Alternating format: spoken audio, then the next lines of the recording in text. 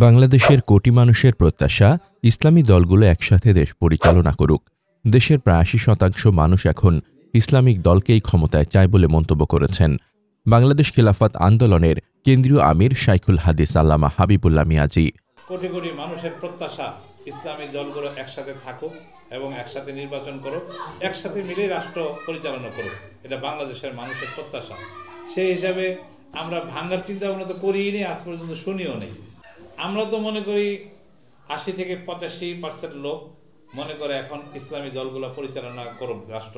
শনিবার সন্ধ্যায় ফরিদপুরের সালথায় দলটির মনোনীত প্রার্থী অ্যাডভোকেট জয়নুল আবেদিন বকুল মিয়ার আয়োজিত সকল ইসলামিক দলের সাথে দেশের বর্তমান পরিস্থিতিতে ঐক্যের প্রয়োজনীয়তা শীর্ষক মতবিনিময় সভায় প্রধান অতিথির বক্তব্যে তিনি এসব কথা বলেন। তিনি বলেন, আলেম ওলামাদের প্রতি জনগণের পূর্ণ আস্থা রয়েছে। জনগণের জানমালের নিরাপত্তা সহ দেশের পরিচালনার দায়িত্ব তারা আলেম ওলামাদেরই দিতে চায়। আমাদের যে কয়টা দল ইসলামী দলগুলো আছে, 8টা দল, আমরা এখনো পর্যন্ত যুগপৎ আন্দোলনে একসাথে আছি, কিন্তু নির্বাচনে ঐক্যের ব্যাপারে এখনো পর্যন্ত চূড়ান্ত কিছু আমাদের মধ্যে হয়নি। আমরা আশা করি 2-4 দিনের মধ্যে 8 দলের শীর্ষ নেতারা বসবেন, বসার পরে ইনশাআল্লাহ নির্বাচন সম্পর্কে আলোচনা হবে।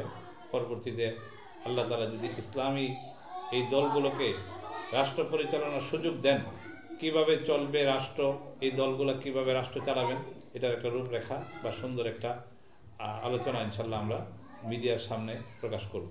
সভায় উপস্থিত ছিলেন দলটির কেন্দ্রীয় মহাসচিব ইউসুফ সাদেন হক্কানি, খিলাফত মজলিসের জেলা সভাপতি মাওলানা আমজাদ হোসাইন, খিলাফত আন্দোলনের জেলা সভাপতি মাওলানা মিজানুর রহমান, সালথা উপজেলা জামায়াত আমির অধ্যাপক আবুল ফজল মুরাদ সহ যুগপৎ আন্দোলনের 4 দলীয় নেতৃবৃন্দ।